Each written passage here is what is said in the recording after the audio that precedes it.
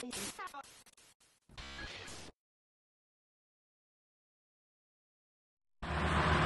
morning, welcome to Jerez and our newly acquired Judge 13 studio. Actually, it's not ours, believe it or not. Our friends at Movistar allowed us to use it to produce our morning segment. So, what are we expecting today? They're here for Fernando Alonso. On Sunday there were 25,000 Spanish fans here. The circuit was relatively full compared to a normal day's testing. We don't know how many will be here today. It's overcast, it's cloudy, the track is damp. What we do want to see is more than 6 laps from the McLaren Honda. Last night, Red Bull flew in a new nose cone, so hopefully one of the dams isn't going to smash it to pieces and have to have another one flown in tomorrow. But also on the lips of everyone in the paddock is whether Sauber are going to need more than the 2 Allen keys they used for their IKEA kit car yesterday. Some good running for the team in blue and yellow. Baco Brazil, very prominent. Good to have a new sponsor in Formula 1. Anyway, our time is up. We're about to be chased away by security. We'll catch you later.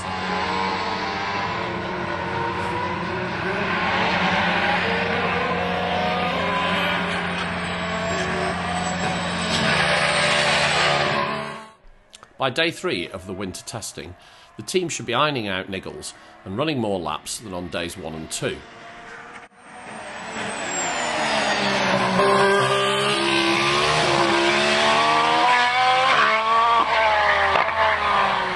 Day 2 for Red Bull was a disaster, which in effect saw them do no proper running.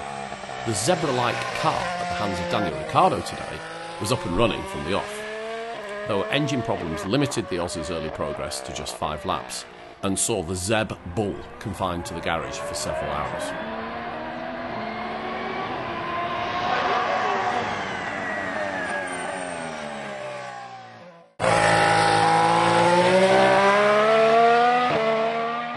Sauber's Felipe Nasr took an early trip into the gravel trap, which brought out the red flag.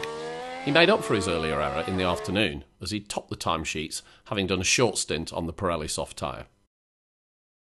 Kimi took the wheel of the Ferrari for the first time today, but he didn't look as comfortable as Sebastian Vettel had done previously. That said, the damp conditions early on made for some spectacular rear-end step-outs and slides, all of which the Finn caught with consummate ease.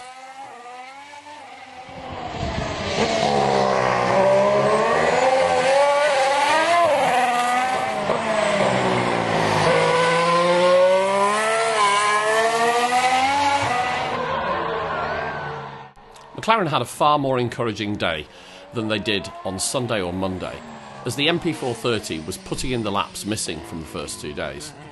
The TJ13 community here in Jerez have named the car the Roaring Tiger, which was greatly appreciated on Twitter.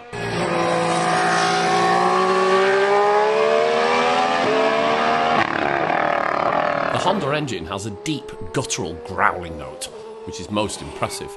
But more importantly, the car looks well balanced, and in the morning we saw Nico Rosberg attempting to chase down Fernando Alonso, but lap after lap the gap remained mostly unchanged.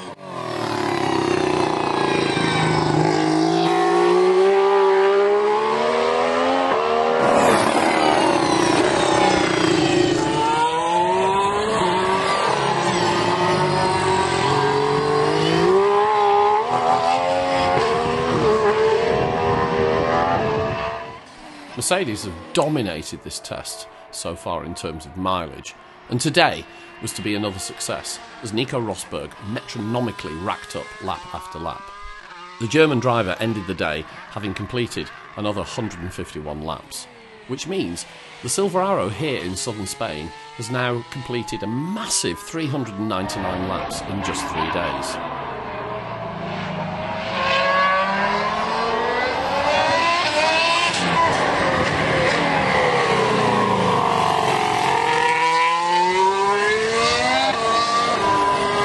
Putting this into perspective, Red Bull completed 330 laps, 69 less, during the entire 12 days of winter testing in 2014.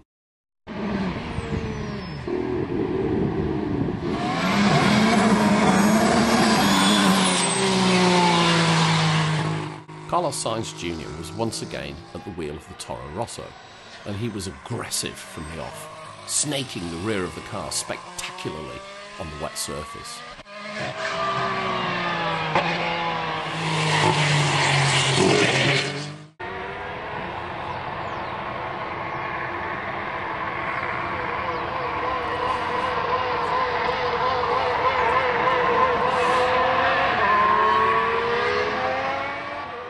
Felipe Nasr took to the cockpit for his first spin in an F1 car this year. The 2015 Williams Challenger is looking good here in Jerez and was comfortably quickest through the speed gun by some margin in the morning session. It appears the slippery design of their 2014 car has been rolled into this season's Challenger.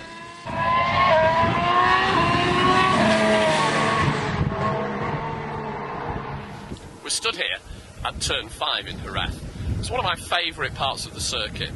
There's a short straight before the corner, it's a right-hander, it's a quick right-hander, and there's a gradient so the cars rise up the hill before dropping down onto the back straight.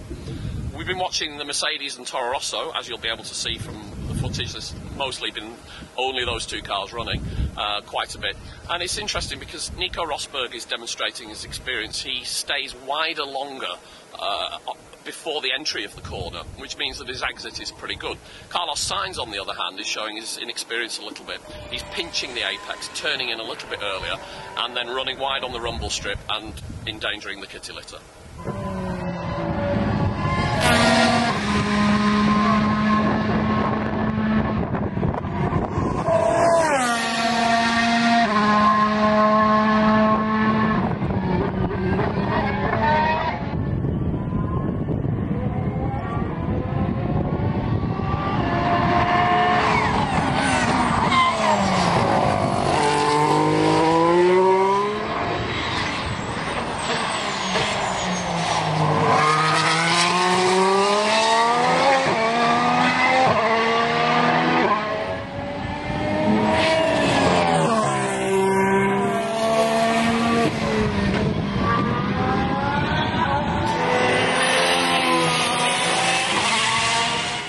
TJ13's pit lane reporter Adam McDonald spoke to Felipe Nasr after the session was completed.